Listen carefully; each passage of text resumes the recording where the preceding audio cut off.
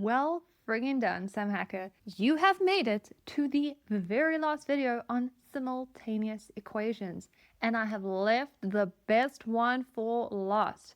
And if you can get this type of question right, then you are going to be absolutely unstoppable in your tests and exams. So let's dive in so I can show you exactly what to do step by step. Your question is going to look something like this. If x is equal to 4 and y is equal to a, they are two solutions of these equations. Then determine the values of a and b. All right, so this might seem a little bit impossible because it kind of feels like, dang, I have a lot of unknown variables here. But I'm going to show you how to tackle it step by step. So the very first thing I'm going to do is I'm going to take this x is equal to 4 and I'm going to plug it into the equation that looks the simplest to me, which is this x minus 2y is equal to 2. That is going to help me find my y value, which then I can see if I can make my y value a. So that's the first thing I am going to do. Let's label this equation number 1 and the second one number 2.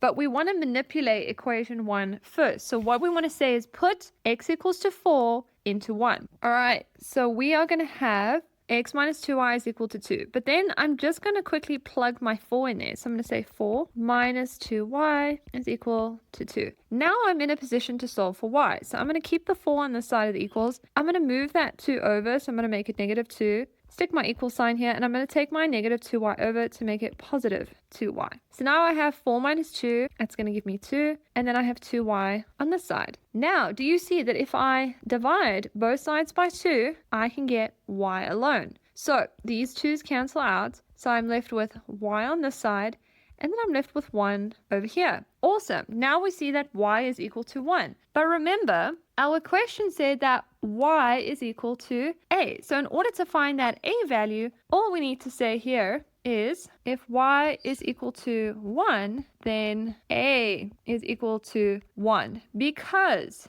y is equal to a. So a equals 1 is your first answer. Then now that you have this y value over here, you can then plug it into equation number 2. So write that down. Put y into 2. So once you've written your equation down, simply plug in y is equal to 1. So you're going to have x squared minus 2x minus 6x times y, which we've said is 1, plus 6 times y, which remember we said is 1, plus b times y squared, which will be 1 squared, is equal to 4. This is all going to help us to get b at the end of it. So now we can actually start to simplify. So we'll be left with x squared minus 2x minus 6x plus 6 plus b is equal to 4. But remember in the beginning, they told us that x was equal to 4. That was given, okay? So you can actually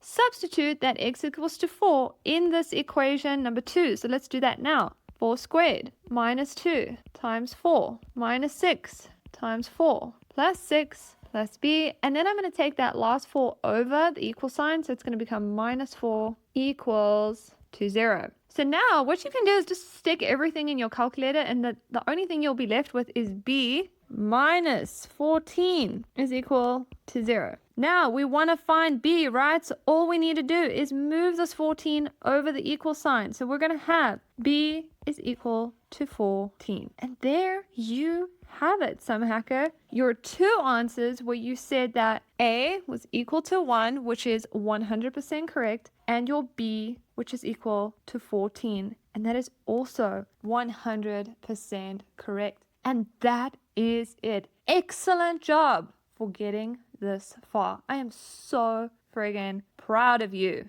And let me make this a little bit smaller so you can take a screenshot of the full memo if you need to. Here it is.